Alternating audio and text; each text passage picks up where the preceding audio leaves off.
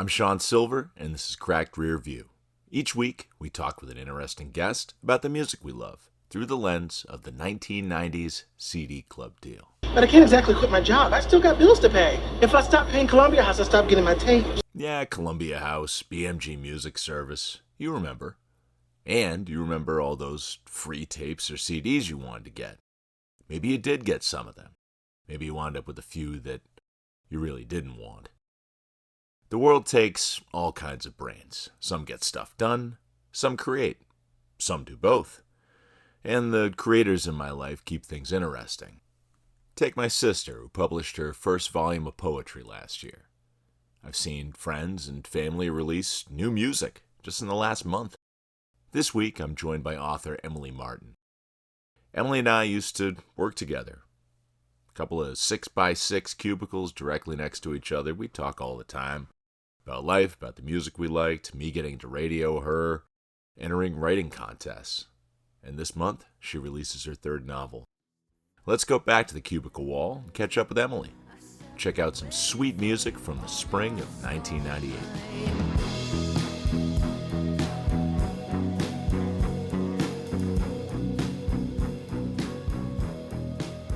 Today I'm joined by Emily Martin. Her new book, Winner Takes All, is a romantic comedy, I'm hearing it described as. Would that be accurate? That's accurate, yeah. About two music industry rivals and their misadventures trying to sign the same hot band that is out June 23rd. Mm-hmm. Emily, thank you for coming on Crack Rear View with me. Thank you for having me. I can say I knew you when, and I'm pleased to say that. We were once co-workers. For those of you not in the know here, we shared a cubicle wall. You had to listen to my incessant snacking, which I'm sure was a joy for you. And you got to correct me on the pronunciation of like every Massachusetts town because I am not from New England, and that was a struggle. That's right, a Michigan native here. Yeah. As we expand the scope and geography of this podcast. But I remember talking to you over the cubicle wall about your writing journey and kind of early on hearing about how you're doing National Novel Writing Month and just being like, wow, that's dedicated. And now you published your third novel overall, and you're making the shift here from YA to adult fiction. That's right. Yep. This is my first adult. Yeah. So what was the driver for making that shift? Is that just a natural progression for writers, or? I will say that there have been a lot of young adult authors that I came up with that have made that jump. And I don't know whether it is sort of just a natural thing, probably for a lot of us, just as we get older. When I wrote my first book, which was YA, I felt very kind of close still to that mindset. You know, I think I was 28 maybe when that one was published. And so that is a ways off from high school, but it still felt fresh to me. And I was really interested in that time in writing from a young adult perspective, because experiencing things for the first time is really a neat thing to write about. And emotions are so heightened at that age. And that was all something I was really keen to explore. And I will say that now it feels very, very far off. Like I don't really relate to high school kids anymore at all. So yeah, just so much has changed as time's gone on. So for me, it was kind of a natural progression, but the industry is also always changing. My debut year, the year that my first book came out, was kind of part of like this big bubble. Like there were tons and tons of debut young adult novels published that year. Mm-hmm. And the bubble burst a bit after that. And it became a tougher market to publish in, which is not to say that adult rom-coms are not necessarily easier to get published in, but YA certainly did become more difficult. So that sort of contributed as well. Yeah. Well, with this podcast here, right, we're unabashedly going back to the 1990s and kind of to your point, like we're going back to those formative experiences where we were learning about new things, and all of the senses are kind of heightened when you're discovering new bands and new music. I was kind of curious, like, do you find that like with YA that adults read that too? Because you were kind of talking about the relationship to high schoolers of the day, right? So that is a constantly churning thing. Yeah. They're just constantly Right. moving along through life. Yes. I don't know if I can speak to that in terms of reader demographics right now, but when Yeah. I was publishing YA, I do feel like early adult years, like 20 somethings, maybe even early 30 somethings, we're definitely Mhm. reading YA. Yeah. And that's not to say it was our target audience or my target audience, but I think it's kind of funny because a lot of teens will read up and they will read adult books and Yeah.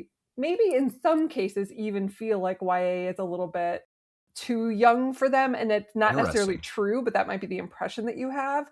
Yeah. So I met a lot of readers who were reading up, and then there's a lot of adult women in particular who were feeling kind of nostalgic and wanting to kind of revisit that. And also, at least for me, like I didn't start reading YA until I was in college, so a little bit on Mhm. like the older end of the spectrum of like the target demographics. But depending on the subject matter of the book, I think in some cases it can almost help you process your teen years. There's a lot that Yeah. you go through as a teenager that's when you're in it, it's just your perspective is skewed and it can be hard to process. And I do feel like, especially with heavier subject matter, which my books weren't the heaviest, but there was some heavy subject matter kind of woven Sure. in. Mhm. And yeah, I think that it's easier to look back in hindsight at things that you maybe experience, and if you're seeing something similar happen to a character, there's this sort of detachment and you're able to process it a little bit differently and relate it to your own life in a way that you maybe couldn't when you were experiencing something firsthand, if that makes Yeah. sense. It does. I mean, that's really interesting because I remember reading your first book, and I think that was the first time I had read a young adult novel in years, right? Because Hmm. I'd been fully an adult for a while, but I had that connection. I can't say I was connected to your main character because You she weren't connected to my 17-year-old girl? she Shocking. but I felt myself kind of like what would it be? Not a fly on the wall, but yeah, kind of like a supporting character, just someone who's observing it, like at this party scene or something like Right. that, and just being very like, oh wow, I wonder which way this is gonna go, and feeling some of those same feelings that you felt back then. But yeah, now we are fully adult. Yes, I am I am grown up mostly. This book, I'll read the bold print from one of the websites that I pulled up. The quick synopsis: When two rival music executives wake up married in Las Vegas with no memory of tying the knot, they have to recreate their night together while competing to sign the band of their dreams in a smart and sexy rom-com that combines book lovers with The Hangover. That's it. Is Vegas what kind of makes all this madness happen? Did you think of this happening in, say, like London or Cleveland, right? No, yeah, it was always Vegas, because the main premise of, like, waking up married in Vegas, that Yeah, trope, that we all know and love, that was Katy really kind of Perry. the seed. Yeah, that was the seed of the story, and so for it to happen in Vegas, of course, makes sense because that's one of the few places where you can just, like, show up and get married. But in terms of where they were coming from, Mhm. I think at one point they were from Boston, actually. Oh, okay. And then when the music industry element clicked, it didn't really make sense for them to be living in Boston, and so it Mm. changed to LA. Yeah. So in terms of their backstories, where they went to college, all that kind of thing, it's funny how it can change throughout drafts when you figure out one element shifts and then it sort of causes a ripple effect Mhm. through their histories. I'm really fascinated by character development here. Like, what kind of research do you do to make these two characters realistic, fully formed? I don't know that I do, especially because I do write, like contemporary romance, realistic books. I don't Yeah. do a ton of research necessarily for character development. It's more just, it's a lot of thinking. It Yeah. takes time to kind of develop their backstories, some of which may or may not end up on the page. And I do have a tendency to write character driven books. This is actually my most plot forward book I've ever written, Oh, okay. including books that haven't been published, Yeah. because not everything I've written has been published. Um, Yeah, the research that I did though was on the music industry, and I like probably the best compliment I've gotten from some of my team, like my film agent, my agent, they felt that the music industry elements felt really realistic to them, which I was proud to hear because that was an area that I did do some research, especially in terms of the backgrounds of the characters. Like Adam, the main character, has gone to school for like music, Mm. and so not as a musician, but is is training for the music industry. All right. And I think that that's kind of the level of research I did, was sort of what the structure of different record labels and what a job would look like, what promotions would look like depending on their career tracks. And the music industry element was actually something that came to me in a later draft. It didn't really click until I had that element, to be honest, because I was looking for something really high stakes. Yeah. And I love how the music industry has a lot of parallels to the publishing industry. They're Okay. both creative, they're both a bit competitive, hard to break into. And the people in it tend to love just art in their respective forms. So Yeah. that was really a fun kind of parallel to write about, because there are a good number of books about publishing, Hmm. and that industry as a backdrop, and there are others about the music industry, but a lot of them are from the perspective of a musician. And so I was really excited to kind of dive into it from the perspective of these two A&R reps who work kind of behind the scenes. Yeah, I was definitely wondering like at what stage the music industry theme, kind of takes shape here because again, I don't know, anything where you have like executives around art, it seems very dramatic, it seems very competitive, at times like possibly unsafe, like so there's all these elements here where, you hear these stories. We're on this podcast just like talking about bands and stuff, and you hear all these different examples of, their manager screwed them or Mm-hmm. they were forced to record this particular song to satisfy somebody's whims or any one of those particular tropes. Yeah. Just kind of make it seem like a very dramatic business to be in, which I guess if you're writing this, that kind of unfolds on a page, right? Yeah, yeah. And that you named a couple elements that I did try to weave in. I mean, they're all sort of in the background because the band that both main characters are chasing, it's a made up band called Hmm. Dempsey. And they are basically, yeah, they're ready to sign with a new label after fulfilling their initial contract. And yeah, a lot of those kind of tropey things that you mentioned have happened to them, where they're looking for more creative control. And it's, Yes. Adam is from this like giant label, and my female main character Eleanor is from a more indie label, and what they both are trying to sell, what they both say that they can offer this band, that's a huge kind of element in their competition. And it may or may not all be factual. They're just putting it Correct. out there, right? Right. Yeah, yeah. I am curious too about Dempsey and obviously, having the daily conversation over the cubicle wall or whatever. You would tell me about shows that you went to, different bands that you were listening to. Is Dempsey a hybrid of bands or sort of like a band that you appreciate or That's a great is there any question. inspiration to who Dempsey is? I without having read it at this point, I don't really know like if Dempsey really factors in as much or they're just kind of like the object of attention. Yeah, I wouldn't say that they factor in hugely in terms of. It's so funny because they are a driving force behind the plot, Mhm. and they are on the page in several different scenes, those characters from the band. But the book is really much more about the arcs of Eleanor and Adam. Mhm.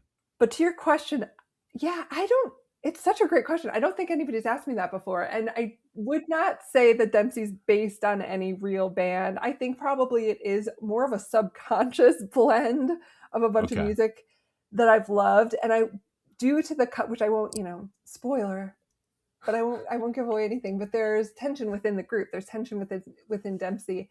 And I thought it would be fun to explore a brother and sister in a band with, Mhm. there's two other members as well, but the two kind of leaders of the band are a brother and sister.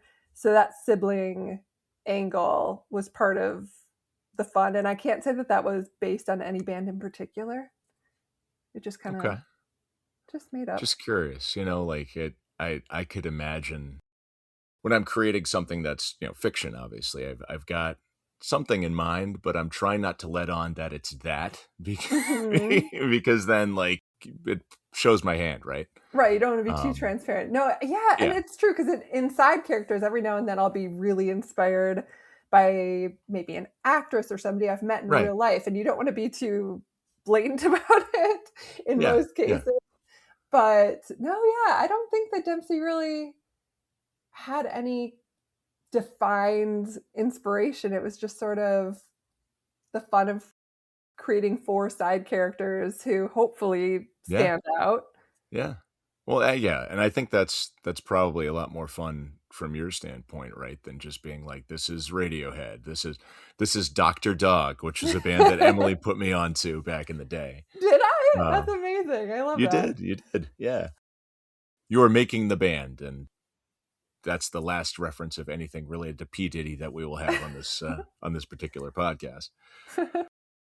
So we've got here characters who could have been from Boston, but they eventually wind up being music industry execs from LA.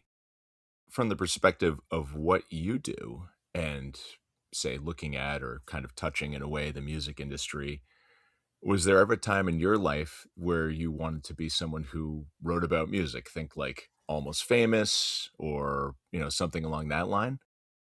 Want to, maybe yes. Yeah. Attempt to, definitely not. I was in orchestra for many years. I played the violin. I Mhm. got a guitar when I was in high school and never properly learned to play it. And now my husband plays the guitar, my guitar that my Oh, parents that's got great. me That as a worked out teenager. nicely. Yeah, I'm glad I hung on to it. Yeah, yeah. This is a good segue into the music conversation, right? Like, I feel like everyone has a fantasy at one point or another about being famous, and it's just a matter of what they're famous for. Yeah. So for me, as somebody who was like very anxious as a kid Mhm. and very introverted, I would still have these like daydreamy fantasies about being like an actress or a singer Mhm. or performer. And I was never remotely interested in actually pursuing that. It wasn't a real dream. It was just this Mhm. fun little fantasy. But that's part of, I think, why what I do now as a writer is so much fun because I get to kind of like live out that fantasy on the page. Like I'm creating a character who can be whatever job, career I want to write about, Yeah. and creating a whole backstory of how they got there and all the challenges they're facing in the moment of the story.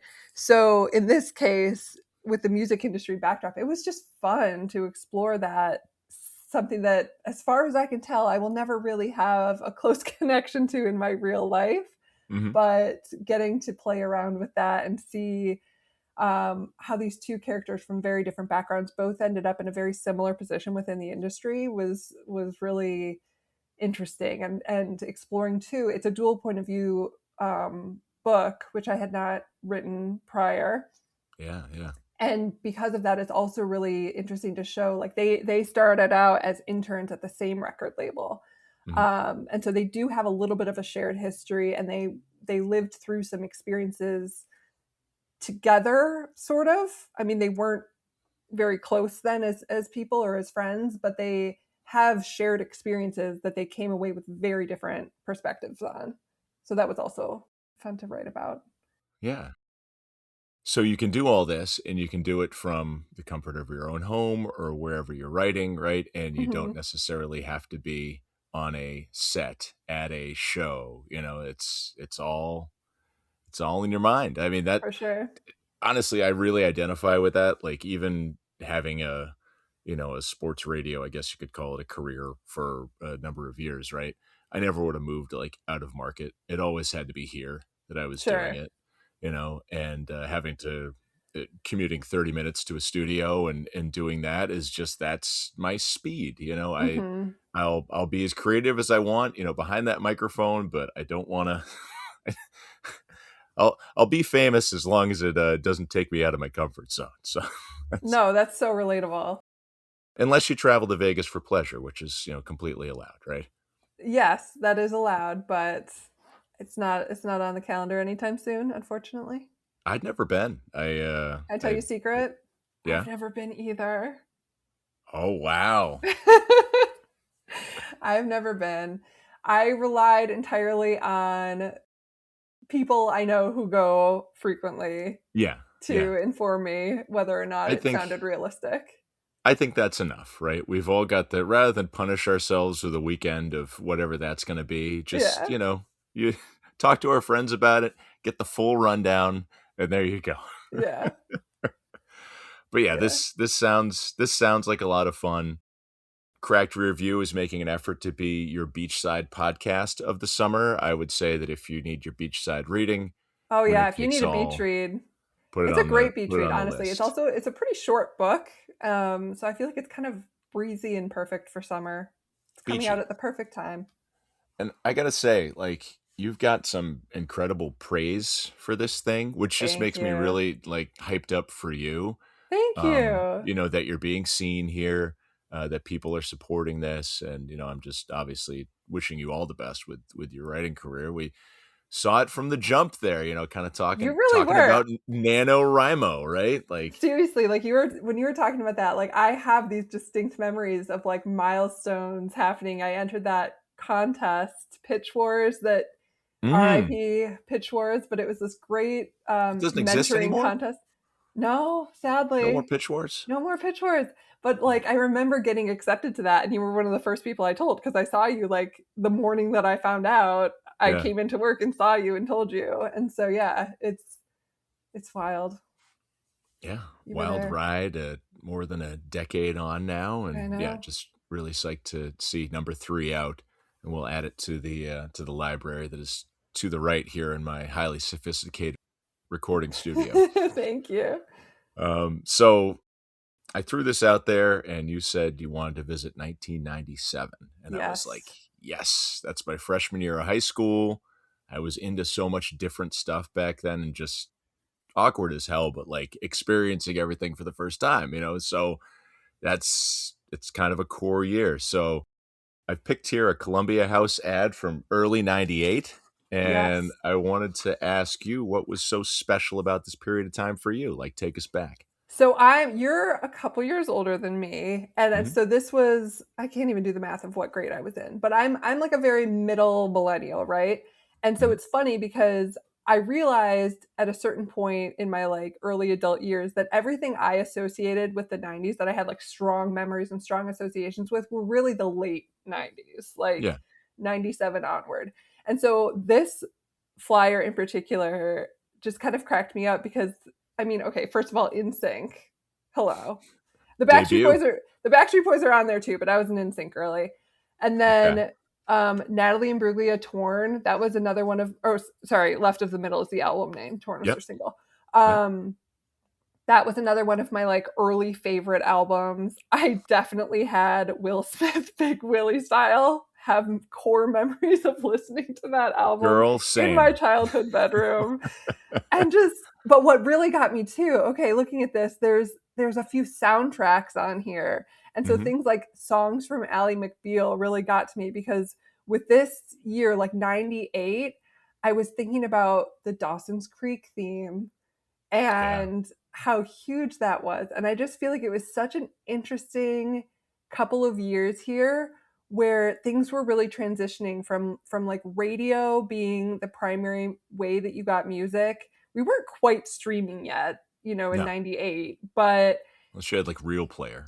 yeah, but like I do think that soundtracks became a really big thing, especially key teen dramas like Dawson's Creek. And for me Hmm. as an author, I feel like that was something in my development, like something that shaped me was starting to really associate songs with stories, correlating songs with stories in shows that I loved as a teenager. And I think that from movies or shows, I think that really started to kind of stick with me and became part of how I became a storyteller because I do think that film and TV was maybe even more so than books, something Mm-hmm. that led to me becoming a storyteller.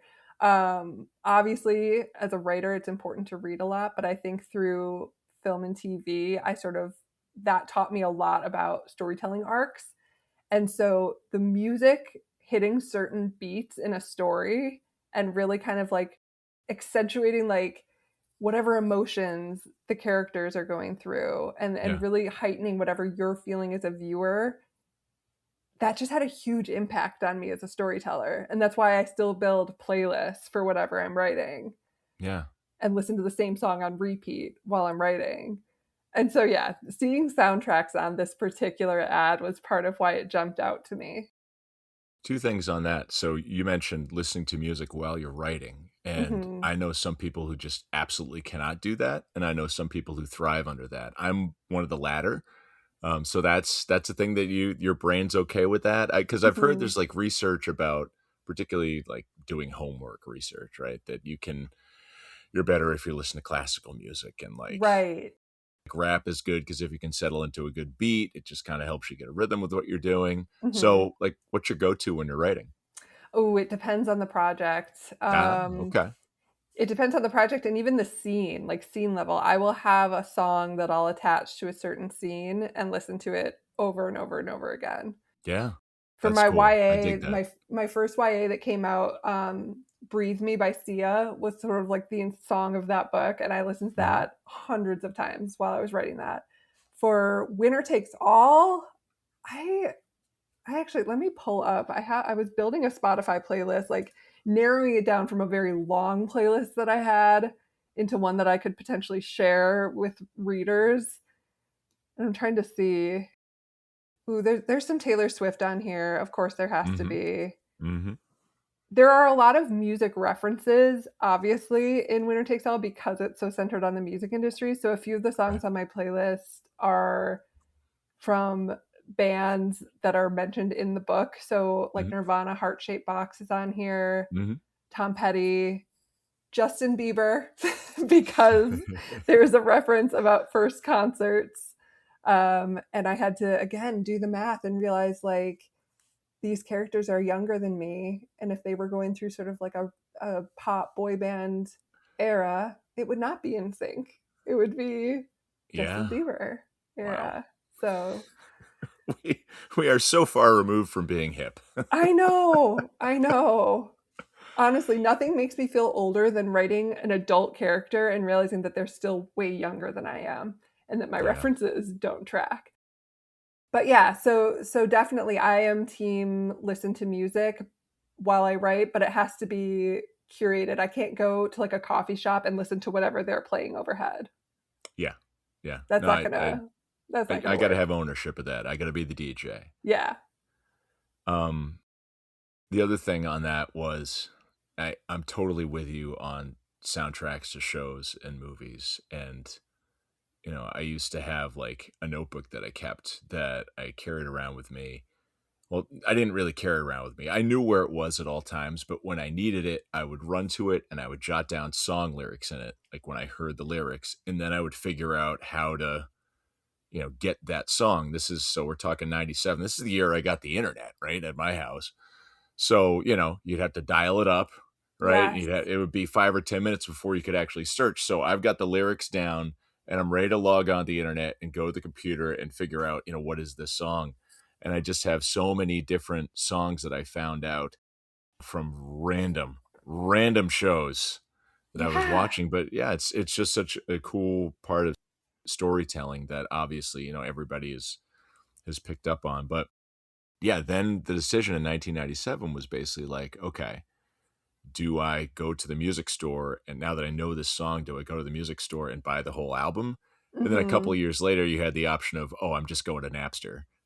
Yeah. I'm just Kazaa downloading the and one Napster. song. Because I remember in this book, like I'd cross off songs that I got, but I'd have ones that like I wanted down the road, so I Yes. just, And this oh is so man. funny to me because I have an older brother. He's 4 years older than me, so Mhm. he's an elder millennial. And he Like me. yes.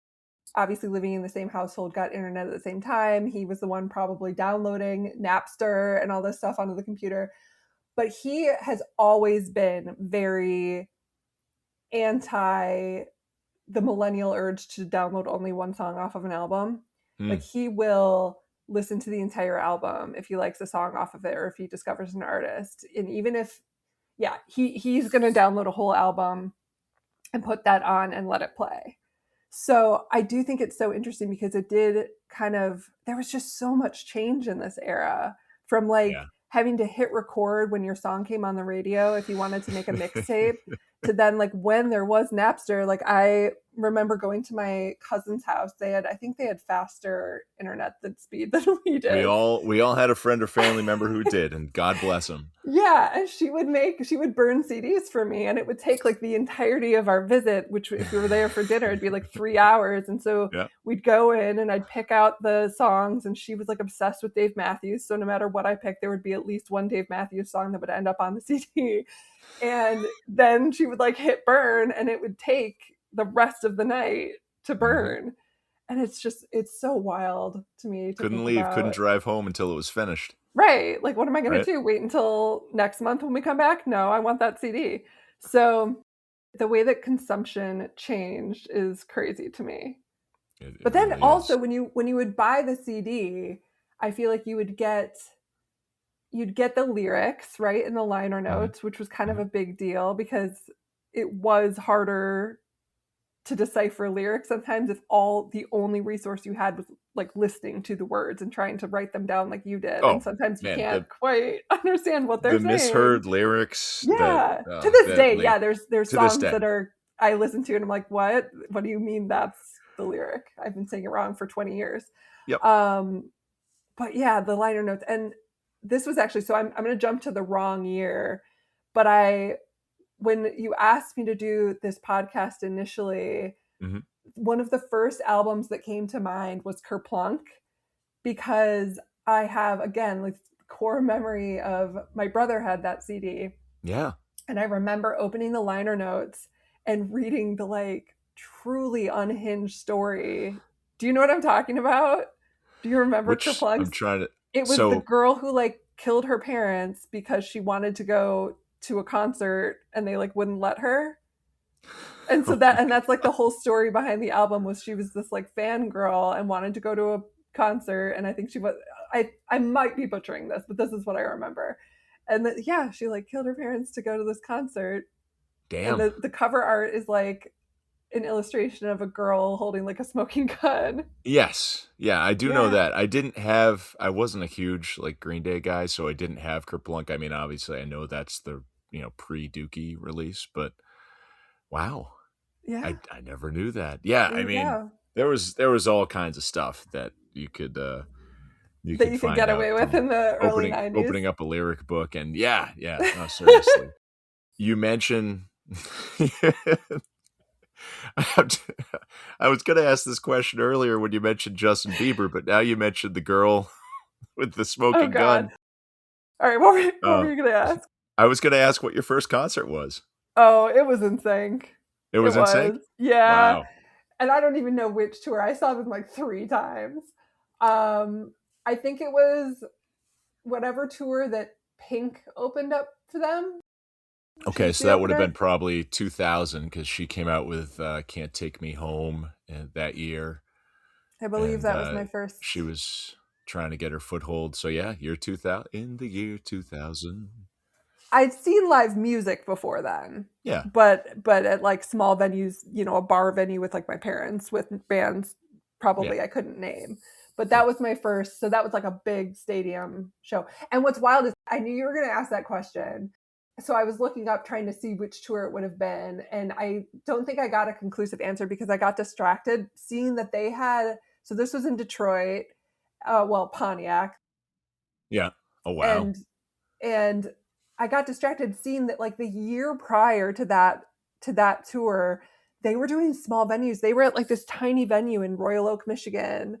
And that I had no idea about that. I thought that they went from their European tours straight into like stadium tours in the States. And so finding out that they had done this like tiny venue in Royal Oak, and if I had just been like a year older or cooler, I would have seen them at this tiny venue. Blew my mind. They probably took a little while to get to the peak of their powers. Like, who knows if they were in Royal Oak, if was their choreography on point yet? Were they the fully Were formed... they even doing choreography at a small venue? I don't know. Were they the Voltron version of NSYNC? I mean, was Chris's hair the way that, you know, it eventually wound up, or was he still, do you still have that like bowl cut with the part in the middle? I don't know. Oh, all of the iterations of his hair were so bad. I wonder how it looks now. I haven't caught up with Chris Kirkpatrick in a while, but yeah, I think that you're probably, because so Pink came out in 2000, so that might have been the No Strings Attached tour. No, couldn't have been. Okay. Because I went to that one too. No Strings Attached was later. Maybe I'm misremembering who opened for them. Got to get on setlist.fm and right. And it was definitely NSYNC, and it was definitely in Pontiac, and I saw them there like 3 times. Cool. And now I'm trying to remember what other shows I went to. In that, like, I don't know. I went to Chili Peppers. One of the things that I hold over my mom's head is that she didn't let me go to Lollapalooza back when it was still a touring show. Yeah. I don't remember everybody. It was a really good lineup, though. They were coming to Detroit, and my mom was just like, I mean, in her defense, now that I am a mom, I also would have been like, there's no way that you're going to this festival, because I don't know how old I would have been, but like a very young teenager. Right. And I wouldn't have let my daughter go to that either, but even chaperoned probably. And again, it didn't help that I had a 4 years older brother who, you know, got up to some mischief, and he was going to these shows, and I don't think she wanted me to be the same kind of shows he would have gone to. But yeah, that's one of those things that like forever I will hang over her head. Like, remember that time you didn't let me go to this amazing show that was like super affordable with an amazing lineup? Yeah, parents both aid and sometimes thwart our discovery of new music. So 100%. I get credit for both. Yes, and I will say to that point, honestly, I think that I discovered a love of music through my parents and my older brother, but I would say that my older brother probably got it from my parents, so kind of them by proxy. Mm-hmm. But yeah, I mean, my dad has like an amazing vinyl collection, and I grew up listening to a lot of Beatles music. That was the first cassette I ever owned, was Help. Oh wow. And I think I got Help and Ace of Base at the same time.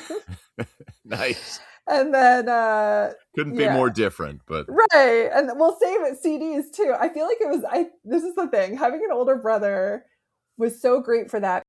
He never like necessarily shamed me for the things that I liked that he didn't like, which is great, because a lot of older brothers would have given a very hard time about those kinds of things. But especially in terms of like movies or music I liked, he didn't want to listen to them, but he wasn't going to like talk down to me for liking the things that I liked. That's nice. It's really, I appreciate that about him. Gives me hope for my own children with the boy being older, you know.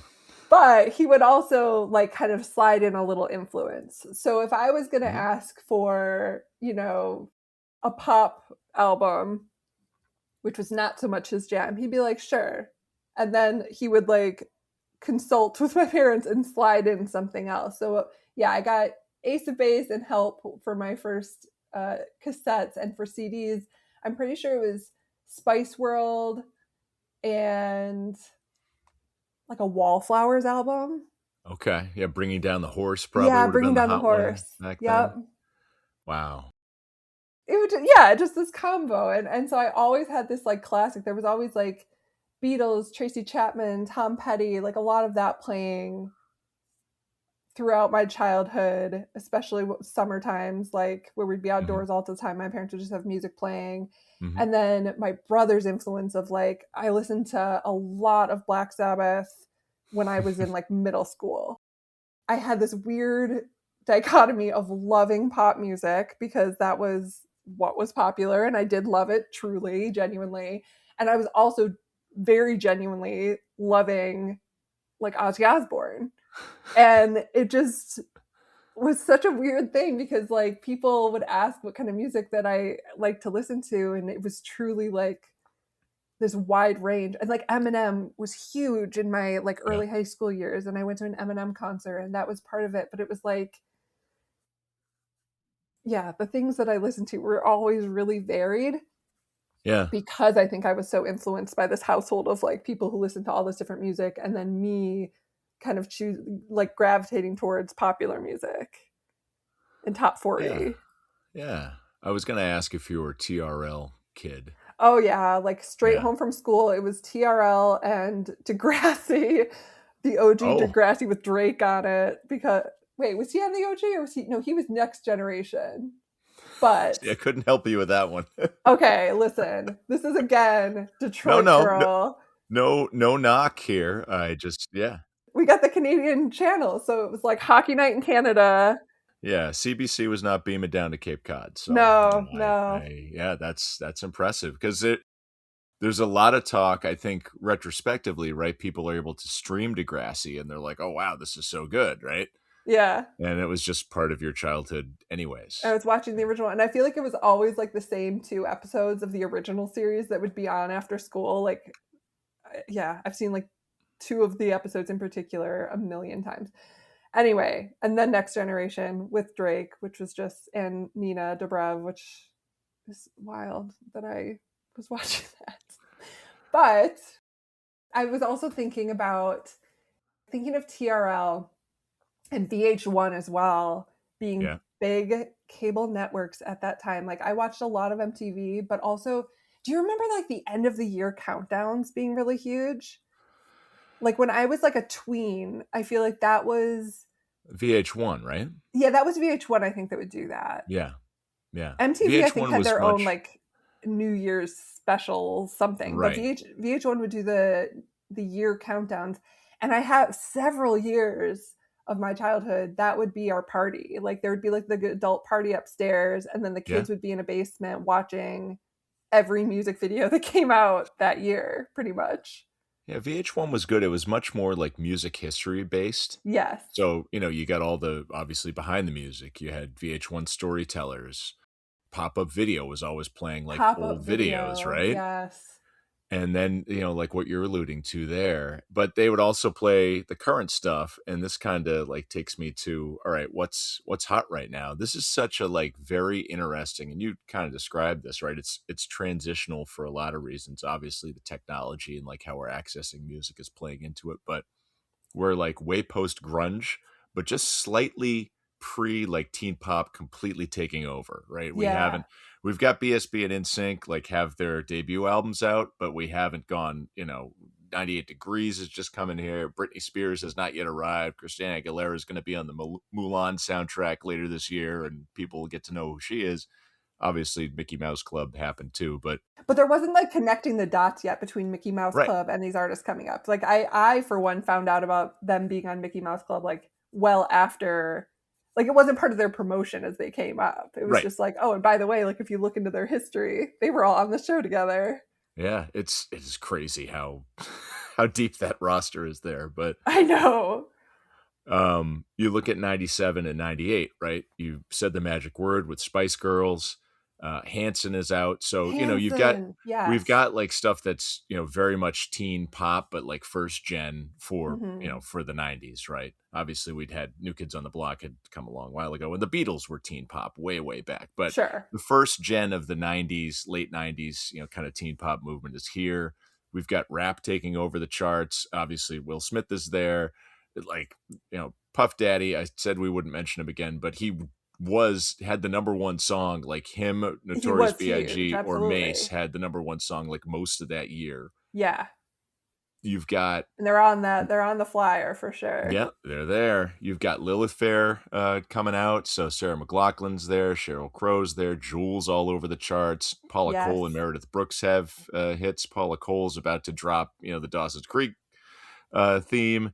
And then you've got like VH1 rock, like Duncan Sheik or Sean Colvin with Sonny Came Home, Oh, Sonny Came Third Eye Home. Blind, Matchbox 20, Verve Pipe, The Freshman. So like, The Verve Pipe, not to be confused with the Verve. yes, right. But I mean, both makers of quality hits, but Yes.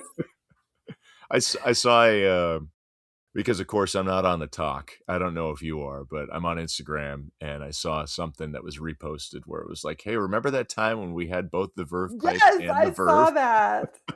Yes, with like very similar lyrics on Yeah. completely different songs. Let me hit with some 1997 one-hit wonders here. Yes. Let Me Clear My Throat.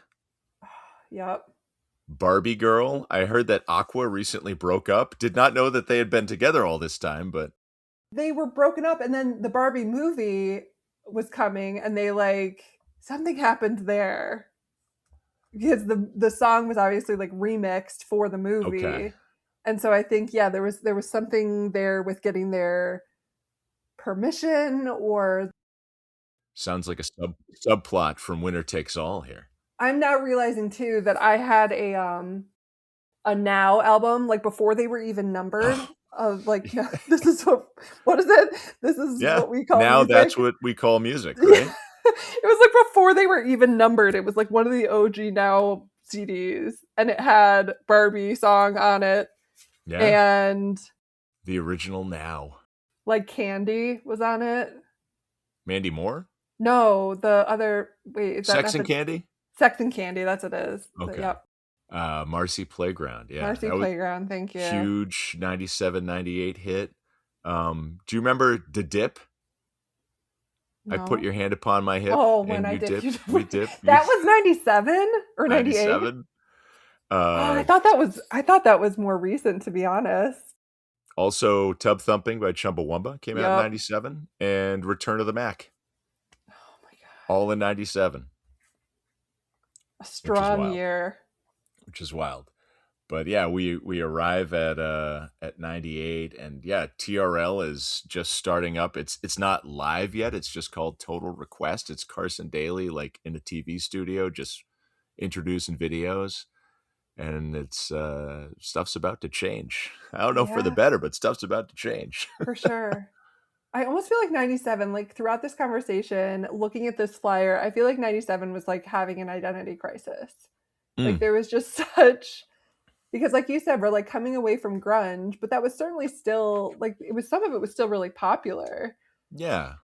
But yeah, the way that like rap was blowing up and punk was still, like Green Day. You weren't a big Green Hmm. Day guy, but they were still very much Yeah, Time of Your Life is about to be a big hit and like a graduation song for those kids that year, right? graduation song. Yes. Oh my god. You've still got obviously, the very reliable Celine Dion, Mariah Carey. Elton John is dropping Candle in the Wind and it's number one for ever. Like, An eclectic year. yeah, there's some violent mood swings from like CD to CD Yes. as you look at this ad here. It's wild.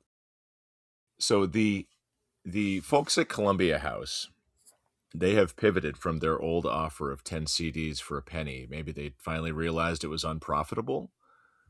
I know, look at this. 3 CDs for $4.95 each. That's like I Still can't a do the deal. I mean, I guess this is 1997 prices. So how much was a CD if you just like walked No, into 16.99, 17.99. I don't really? know, right? I I don't think mean, they were that much. well, I guess it depends on what you were buying. If it was a new release, it was going to be up towards $20. Over 15, not quite 20. Oh my god. But if you're buying something that was older, you might have been able to grab it for like $15, I'm sure. Okay. I don't even know how to respond to this. I did not think that they were that expensive. And I'm like, no wonder I didn't have that many CDs. How did my brother have I mean, he bought a lot of them used, I think. I think we were going to used like Yeah. record Well, shops that also had yeah. CDs. Yeah. I mean, But tapes were man, 10. Tapes were 10, but CDs were at least 15, I feel like, unless this you is were getting blowing my like some mind. huge deal. So it's still a deal then, but Mhm. a huge spike from previous offerings.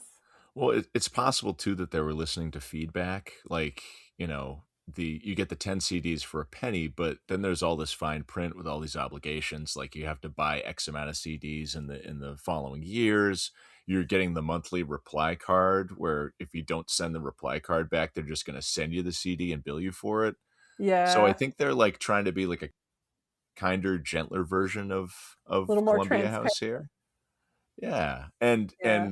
again, the magic word here, you can even enjoy easy website access to order music online, like totally non-existent in 1997. Right. So I know. I was that's looking huge. at this and like looking at the mail-in section of it, and it's like, do you have a telephone? And Yeah. there's no reference to email addresses, of course, because nobody No. had email addresses yet. Right. It's so funny. How have you paid for mail order purchases? Cash, check, credit card, or money order? Money order, obviously. Man. So yeah, unfortunately, Emily, you're not getting like the greatest deal out of No, I know, all of but our listen, guests. I did this to myself. I chose this flyer. I didn't even realize that I was getting a deal because I honestly thought that CDs were cheaper. I am not a reliable narrator. I don't know when any records came out and how much they cost, but She's not a reliable narrator, and she wrote a book about the music industry. I tried to be reliable about that. But when music comes out, fact check me. This is why there are copy editors. There we go. There we go. That's why Mhm. these people have jobs, and it hasn't gone over to AI. So that's important. That's Yeah. important.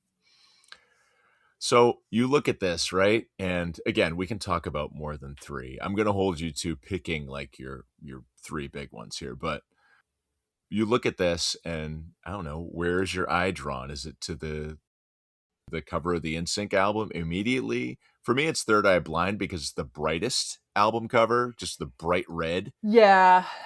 I think it Um, was NSYNC because that was such a familiar image to me. Like that yeah, album cover, I think I had a poster version of it hanging on my wall. makes sense. And then doing a scan, I mean, the Gloria Estefan one jumped out at me because I do feel like that album cover was also I didn't have it, but it was everywhere. Honestly, all of these, I remember all of these so well. But NSYNC, Natalie Imbruglia, and Will Smith were the ones I know I had. Okay. And then, yeah, I mean, Matchbox 20 was everywhere. Backstreet Boys was obviously everywhere. And then scrolling down at like the fine print ones, like still seeing Madonna on there. I don't think Yeah. I had that album. I Yeah, maybe that was had like her. her greatest hits, I think. Yeah. The Immaculate Yeah, Collection, yeah, right? yeah, yeah. I Which I didn't do a think, lot of greatest hits albums, but yeah, I mean, well, that was the trend. Hanson, There's a ton of greatest hits albums that are on here because they know there people will are. buy them. Yeah. Um, Yeah. CCR greatest hits. I may have bought that that for was a my good one. dad actually. I remember buying him like a CCR greatest hits album. Yeah, that's the one. My dad had that as well, and it wound up becoming a part of my cassette rack. So, thanks, Dad. I just just kind There of you took it over. go. Yeah. Oh, and Shania.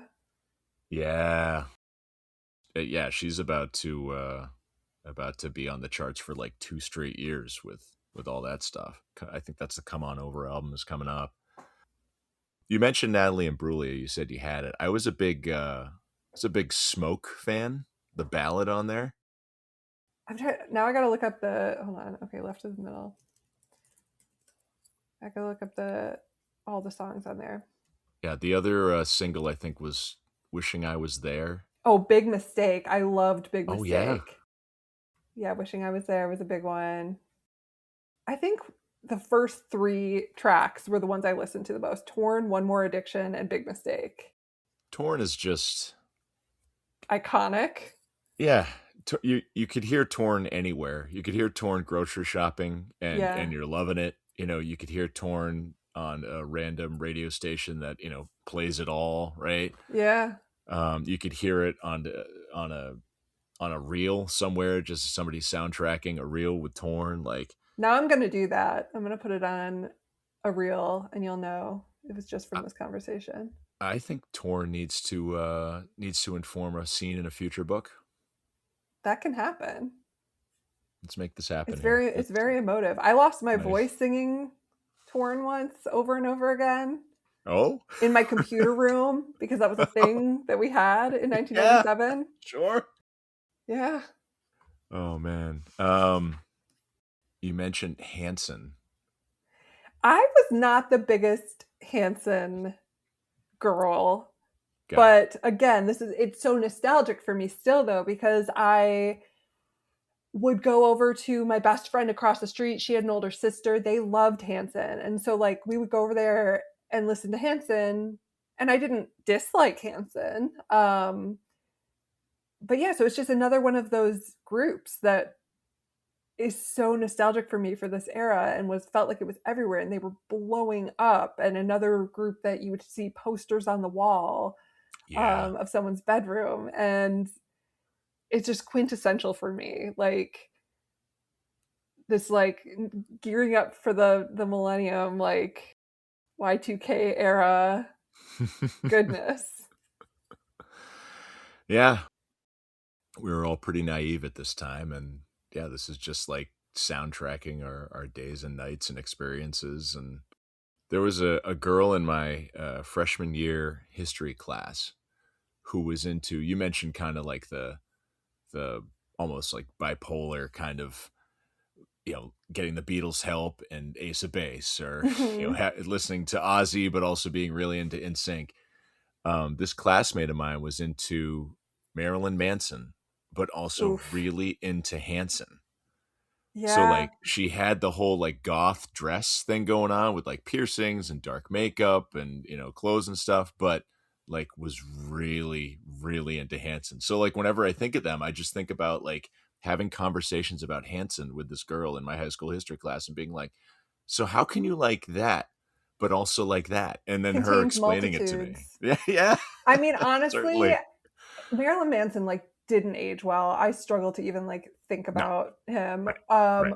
But his hits in that era were really kind of poppy.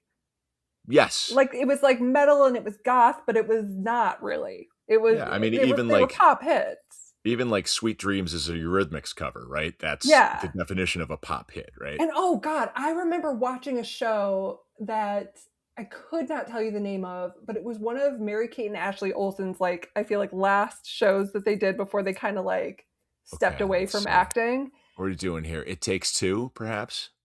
Was that a movie? It was like a family show where their parents like lived in California, and they had like a fake ocean backdrop out of their like windows, and they were I think their parents worked in like the entertainment industry. I don't remember anything about the plot of the show, the characters, really anything, but I remember the specific moment where they had like I think it must have been in one of the early episodes, and either they had just moved to town or their parents had won some award, and they got like a gift basket and read the card and it was from Marilyn Manson. So Huh. like this show with like Mary Kate and Ashley Olsen was making references to Marilyn Manson. Like he was not He as was hardcore as everywhere. he wanted to Yeah. seem. And he was, Yeah. he was on TRL, throwing back to that. Like it was popular music. It was And like so safe shocking, right? That you yes, could include safe it in a shocking Mary because he Kate. hid all of his like actual shocking behavior. Um, Yes. Yes. but and I mean for me too, it's the same thing with like Black Sabbath and Ozzy. Like, yeah, he is, Ozzy Osbourne, and especially live. Like I never got to see him live, which my brother did. He went to Ozfest every year. Oh wow. Yeah. Um, but so I know, especially if you were to see him live, it's loud, it's heavy, but his he was like they were beautiful lyricists. Like Yeah. he wrote amazing, beautiful songs, and not all of them were like heavy metal. And so for Mhm. me, it felt really natural. And yeah, speaking of like classical music, like I was playing the violin. I didn't love listening to classical music, the way that I wouldn't throw it on for like fun, but I would listen to it to calm myself, to like regulate and calm myself down if that was what I was Yeah. in the mood for. And so to me, yeah, having this big like spectrum of music, there was something to love in all of it. And also, going back to talking about like writing YA and how everything feels bigger at that age, and like hormones are raging and whatever else. Like, you find a song that you connect to, whether it's like a pop song, if it's Torn, if it's, like any of these songs that make you feel deeply. And some of that would be like an angry song. Like, so I was also listening to like 9 Inch Nails at a young age, Yeah. or listening to like Kitty, who like I didn't really love Oh, their Kitty. music, Wow. but it was angry music. And sometimes I Yeah. wanted to listen to angry music. Wow. And so, yeah, I mean, Containing Multitudes, I think it was the era, like we've talked about, it was very like eclectic in terms of what was popular and available in those years, mainstream media wise. And it was also just like, for that particular age for me, I was like feeling a lot of things and looking for a lot of different types of music to consume. Yeah. And you're putting them all on a mixtape. You don't That would have the take 3 convenience hours of to just burn. Yeah, you don't have the convenience of going, just to Spotify and putting together a playlist that suits your mood in under an hour, right? Exactly. Crazy. Yeah. What else you got here?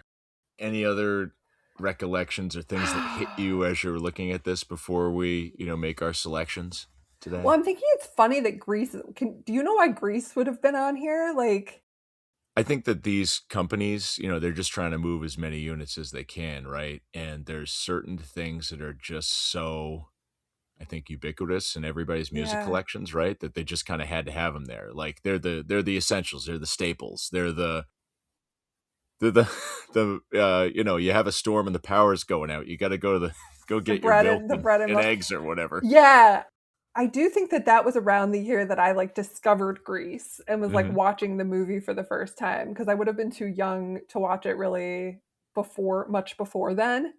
And so I was curious if it had like a resurgence. It might have around Yeah, I like the late mean, 90s, where I feel like, like Grease could have a resurgence anytime just because it's Grease and it's classic, right? yeah, I'm sure it will again, Yeah. for sure. Yeah. Some Gen Alpha kids are going to get curious about Right. 50s high school greaser culture. Yep. Casey and JoJo is another one that I totally would have thought was later than that for some inexplicable reason. Just me being bad at telling time. Yeah. No, I actually talked about Casey and JoJo on the last episode because they were a choice, I think, for prom song. And my senior prom was Mm, 2001. So Casey and JoJo were riding high there, obviously. yeah. And they had a little run where it was like, hey, anything that they came out with could be a prom song in that particular year. Yeah. They're right next to Brian McKnight on this ad. He's got a big, remember Anytime was a very smooth song by Brian McKnight. Yes. Were you ever into, I see on here, the Cherry Poppin' Daddies and the Brian Setzer Orchestra, the Swing Revival? I was not. I No? was Okay. not. I do vaguely remember this revival happening and the music being around me, but I was not so much into it. Was flipping channels sometime in like 1998 and wound up on, and Nickelodeon I'm a bit older, right? But Nickelodeon could still have like a cool cartoon show on, and I'd be like, oh yeah, cool. Let's watch Doug for a little while. And the Kid Choice Awards were on one day, and the Cherry Poppin' Daddies were performing. And of course, the song "Zoot Suit Riot," the refrain is "Zoot Suit Riot, throw back a bottle of beer." Well, you can't say that on the Kids' Choice Awards, so they were editing out the word beer. So it was just "Zoot Suit Riot, throw back a bottle of..." Silence. That's my Cherry Poppin' Oh Daddy story. God. And then Gap ads, obviously. Yes. I for do them. remember the Gap ads for Yeah. sure. Yeah. Oh my God. But yeah, soundtracks are huge. I had the Godzilla soundtrack. Did The you? Wallflowers were on that. Right? Yeah, Godzilla was unavoidable this year. Like the Taco Bell dog did a Godzilla like Oh my crossover commercial. God. Do you remember the Taco Bell dog? I remember the Taco Bell dog. I don't remember a Godzilla crossover. He goes to talk to Godzilla, and obviously the size discrepancy is very apparent. And, Oh, yes. yeah, it was. I guess it was funny because I remember it. It stood out. I for mean, some that's a reason. sign of great marketing, one way or the other. You still remember it all these years later. Yeah.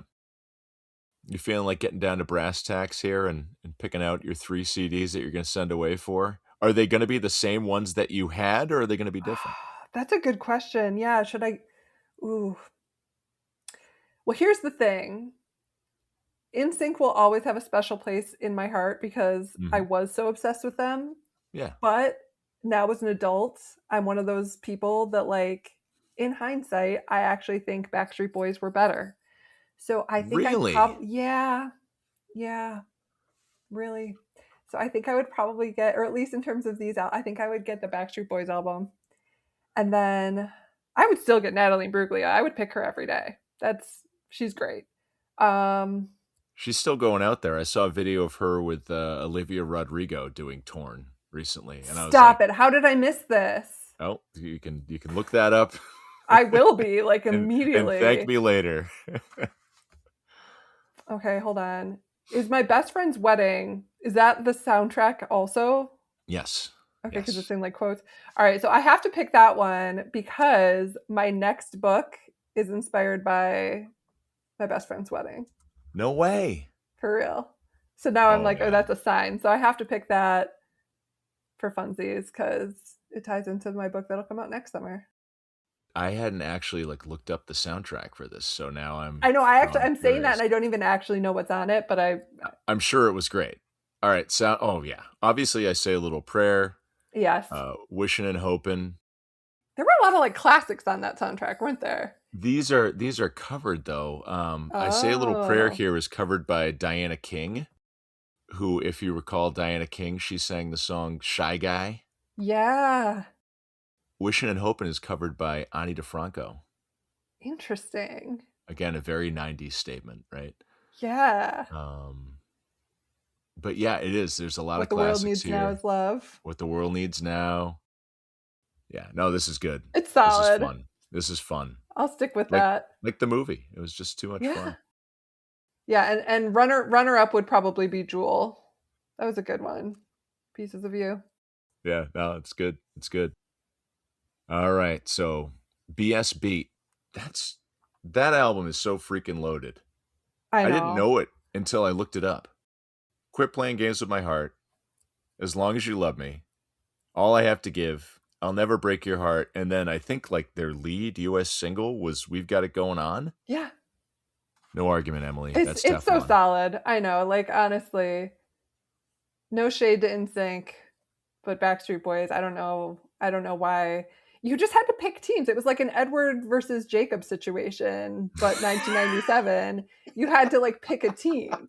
Like, nobody liked both of them equally. And Touche. I Touche. picked NSYNC, and I stuck with it for, like, my entire adolescence. And Because then that's what you do. You because don't you that's don't what, you don't reassess. You don't, I get the was data and no, I was change your eclectic mind. in my music choices, but not with my boy bands. So it was NSYNC all the way. And now I'm like, you know what? Backstreet Boys, they were really great.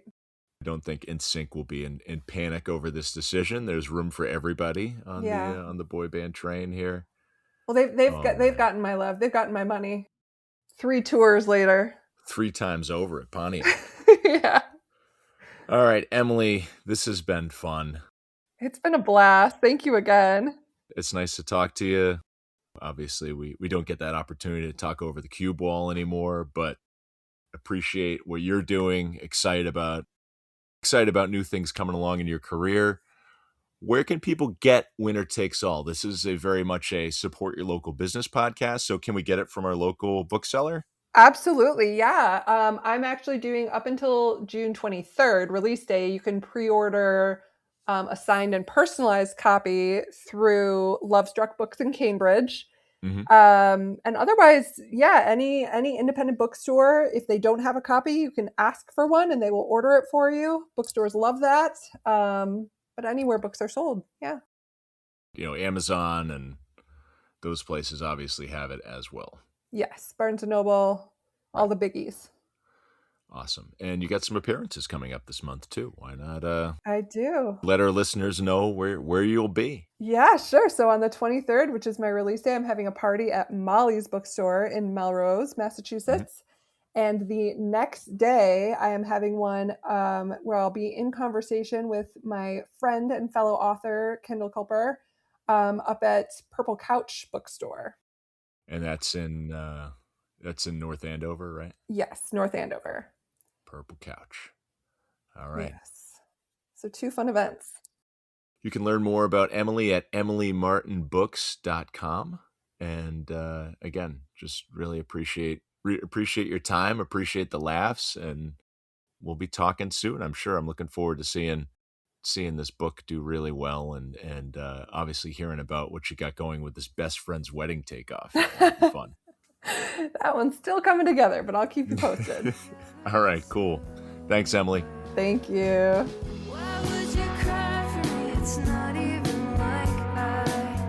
My guest was Emily Martin. Emily's selections include Backstreet Boys, self-titled, Natalie Imbruglia, Left to the Middle, and My Best Friend's Wedding, music from the motion picture. Emily's on Instagram at @EmilyMartin. Winner Takes All is available for pre-order and at a bookstore near you on June 23rd. Music by Ceramic. You can find Crack Rear View on your favorite podcast platform or on YouTube. Follow Crack Rear View Podcast on Instagram and Facebook. I'm Sean Sylver.